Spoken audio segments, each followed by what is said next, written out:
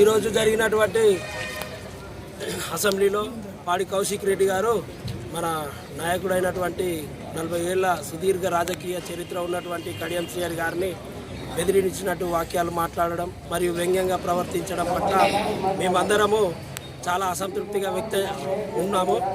కౌశిక్ రెడ్డి గారికి అనే కాని నుండి కౌశిక్ రెడ్డి గానికి అనేదాకా వారు తెచ్చుకోవడం జరిగింది.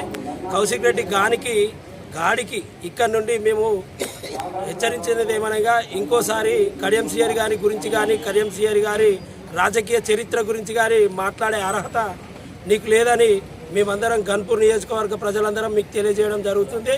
ఇంకోసారి మీరు కడియం శ్రీహరి గారి గురించి ఏ విధమైనటువంటి వ్యంగ్య చేష్టలు కానీ ఎత్తేవ మాటలు కానీ మాట్లాడితే ఖచ్చితంగా మీకు తగిన శాస్తి చేస్తామని మేమందరము మరియు మీ నాయకత్వానికి మీకు అందరికీ చేయడం జరుగుతుంది.